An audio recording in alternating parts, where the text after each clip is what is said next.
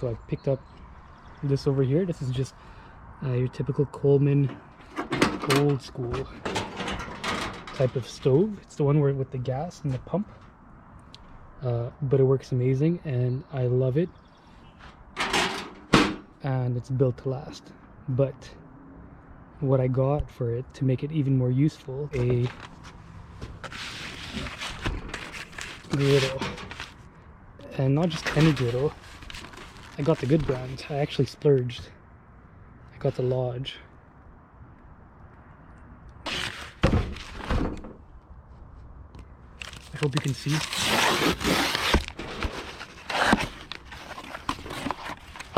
And supposedly this is like the perfect size. So here's the label. Made in Tennessee. That's great. So it has the flat side and then the ribbed side. Yeah, blah blah blah. It comes pre-seasoned, but if anybody knows cast iron, you know you always should re-season it then. It seems like they put some kind of glue here.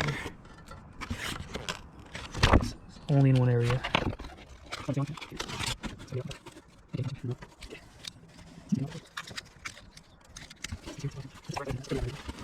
Okay, that looks good. So, like I said, on one side you have the flat top, so that's good for burgers, pancakes, eggs, bacon, whatever. And then on the other side is this. Yeah. So it comes pre-seasoned, but obviously I'm going to re-season it. So microfiber or a rag, a kitchen rag, a little bit of oil. They like flax oil, but olive oil is going to have to do. And then you kind of just rub it.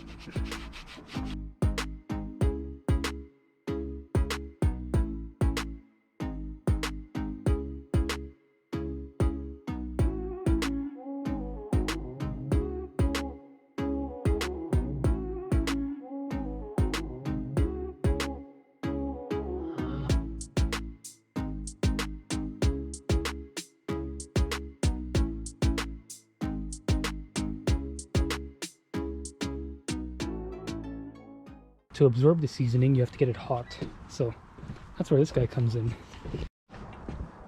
All right, and we're back. So that's it. Fill it up. Make sure the gas cap is tight because you need to build pressure in here. So that's pretty important. Then put the handle down, put the little latch down, pop it in here.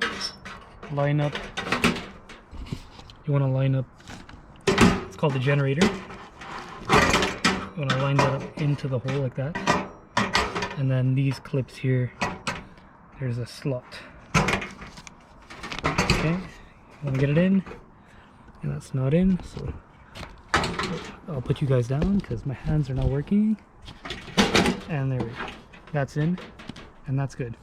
Now what you want to do is turn this lever up to start. Okay, this should be turned all the way clockwise. You want to unscrew it counterclockwise a couple turns. There's a hole on it. You want to cover that hole with your finger and pump it now 30 to 50 times. I found if your tank isn't full all the way, pump it more, so like 50. So we'll do it. Put you guys down again.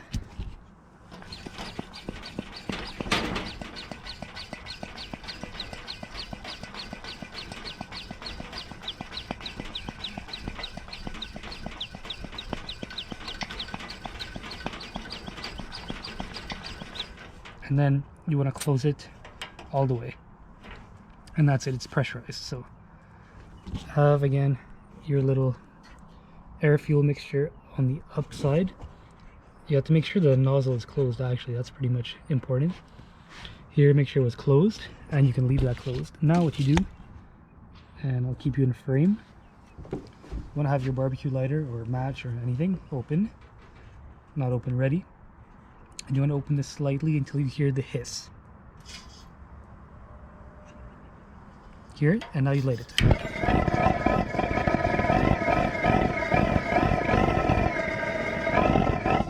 If it's flaming too much, you can lower it and raise it up again slowly. You want it to do this for about 30 seconds to a minute until the flame turns more blue. What it's doing is it's turning the liquid fuel into vapor fuel by heating up the generator. And I'll do a video just on this one day, but for now I'll just do it quickly. Okay, and then you can open it a bit slowly. You can see the flame is getting a bit more condensed now, which is good. You can raise it a bit more. See how it's turning a bit more blue? That's what you want. So that means the fuel is gasified now. At this stage, you could take this and turn it down, and you might see a flare up. In this case, we didn't. And that's it, you're good to cook now. That's just because I turned it up. If you turn it down, it'll come back down. And now to light the other side, you just push it a bit. You're going to open this flap over here. Try to get you in the frame. I think that'll show it. Alright. Unscrew this flap all the way and light. Okay. And that's all the way. So now you can see they're both running, and if you turn it up from here, they both turn up. The right one is always going to be the hotter one, the left one is going to be more of a simmer. So we're going to lower it down. I'm going to move the stove aside because I have to barbecue, like I was mentioning before. So we're going to take this from somewhere where it's not hot and just scoot it down like that. We're going to put the grate down like that, and now we're going to put the cast iron. So take it and just place it on, and the heat level that it was at, kind of medium, is going to be perfect. I might even lower it a bit, yeah, just so it heats up even slower. So we'll let that go. I'll give you a time lapse. It should start to smoke, and you should start seeing like hot spots here and here.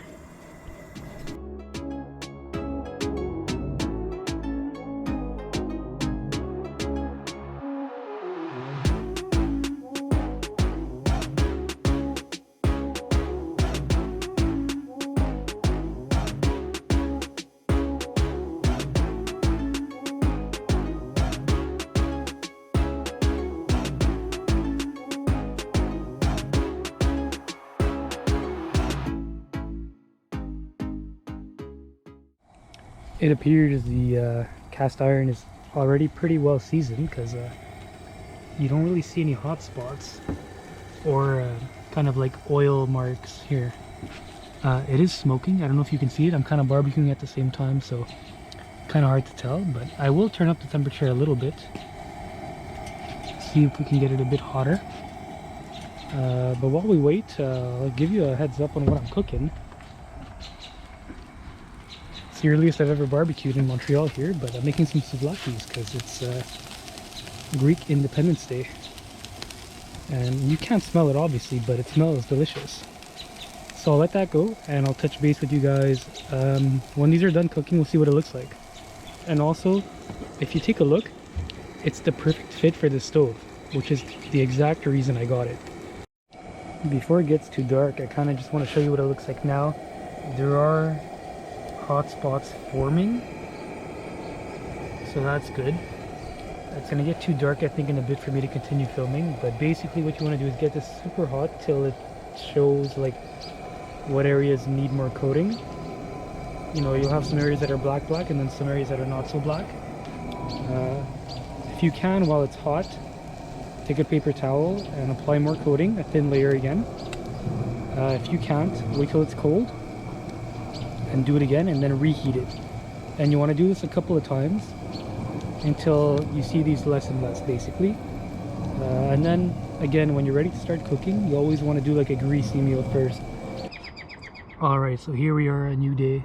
We have some burgers to cook, and we're going to use our cast iron griddle for the first time. So let's get it prepped and warmed up.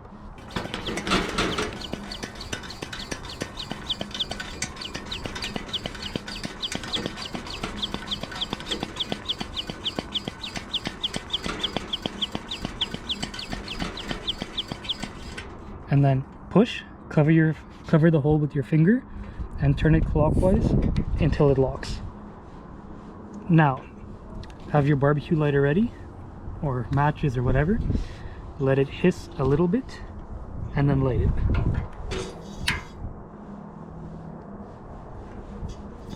There we go.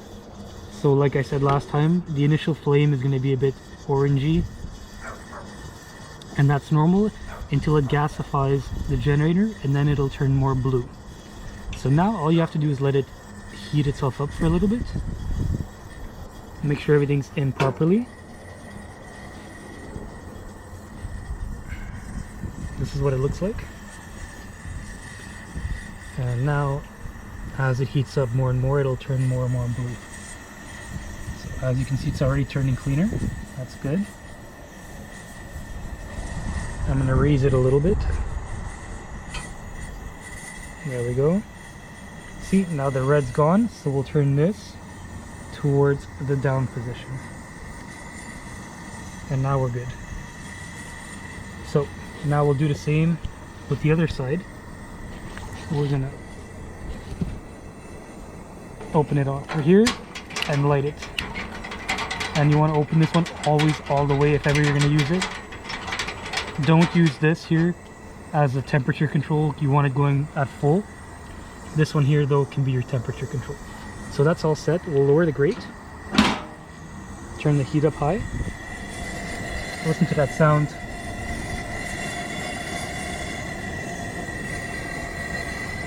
Alright, I'll place you here and now we'll put on the griddle.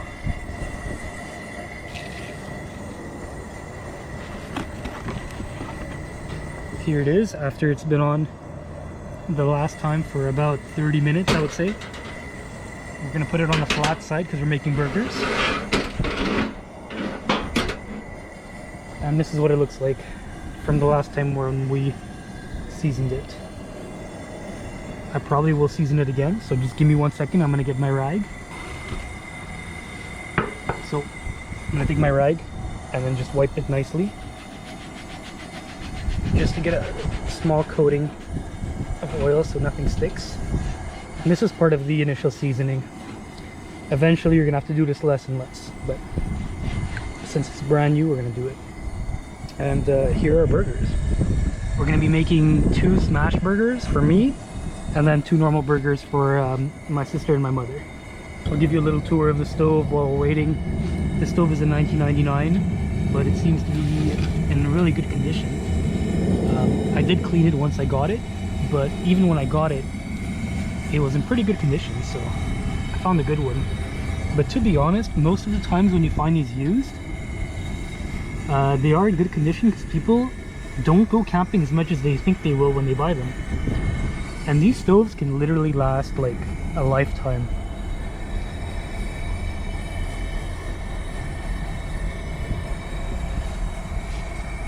So we're just gonna wait until it's nice and hot to put a little bit of butter on, and then we're gonna put the 2 not smash burgers on first, see how much room we have, and then we'll put the smash burgers if we have enough space. I actually got a couple new spatulas the other day. This one is just a normal one, but it's really firm.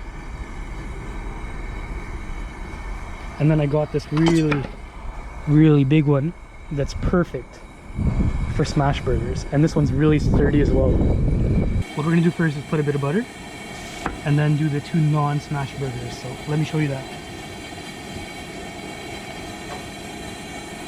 And once it gets to temperature, you can lower the heat a bit. Since it is cast iron, it will retain the heat really well. So let's do that. Let's see how hot it actually is. First time cooking with it.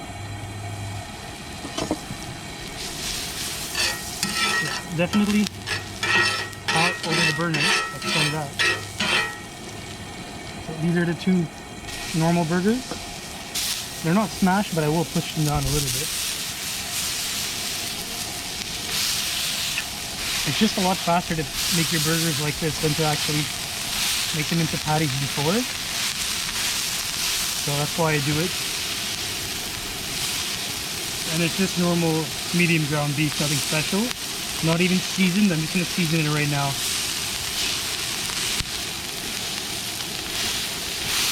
There we go. The butter was unsalted. Now I'm going to take just some salt and pepper.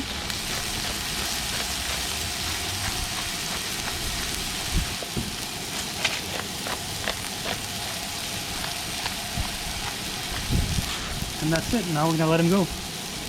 Shall we take a look and see what they look like underneath? You're not really supposed to touch them until they're cooked, but I don't know how long it's gonna take. Oh, they seem actually pretty cooked.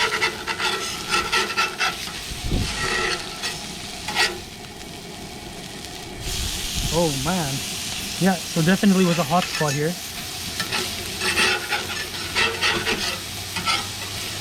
Oh, as you can see, it's not totally non-stick yet, which is okay. We expected that, to be honest. So, it's fine. We're gonna move this one off the hot area. You know, well done is one thing, burnt is another.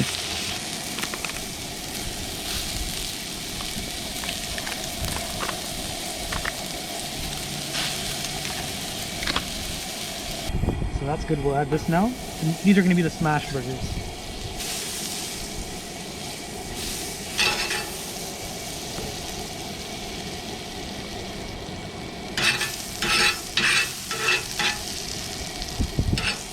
Might have to stagger them, but it's okay.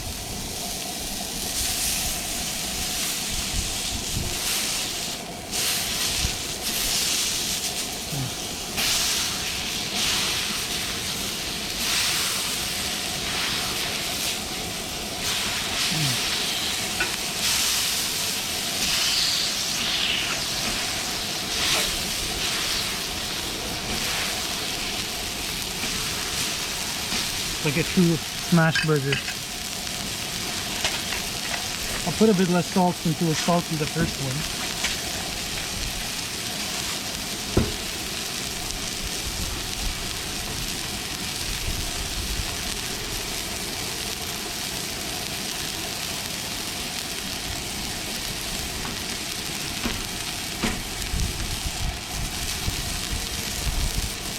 And smash burgers are great because they cook quicker. That's the top view of them. They're usually ugly like that, but they usually get the edges nice and crispy. Very good. Now we're going to smash it. Oops.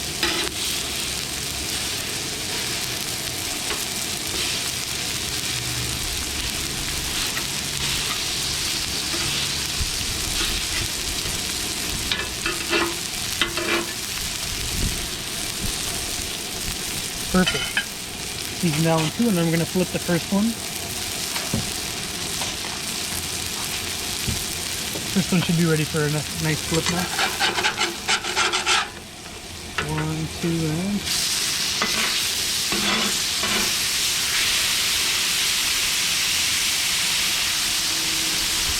And now you put the cheese.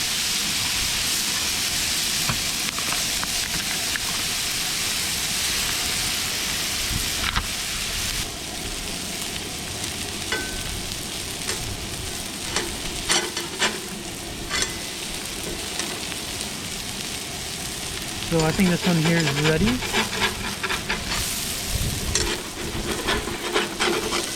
I'm going to keep it on here, but move it to the not hot section. Now we're going to flip this one and put it on the hot side.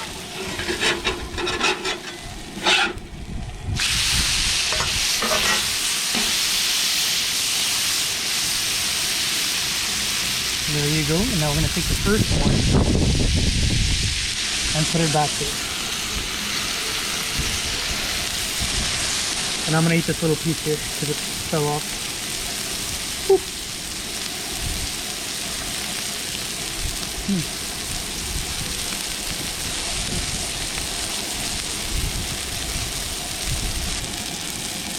Yeah, that's what I love about the flat top. I want to get you like that. That's yeah. How good does that look?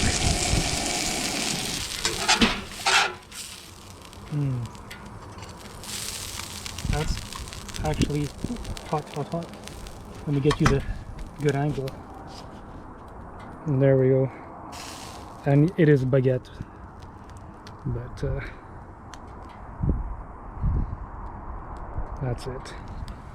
Now what you also want to do is scrape off your cast iron while it's hot, so that when you want to wash it later, it will be much easier.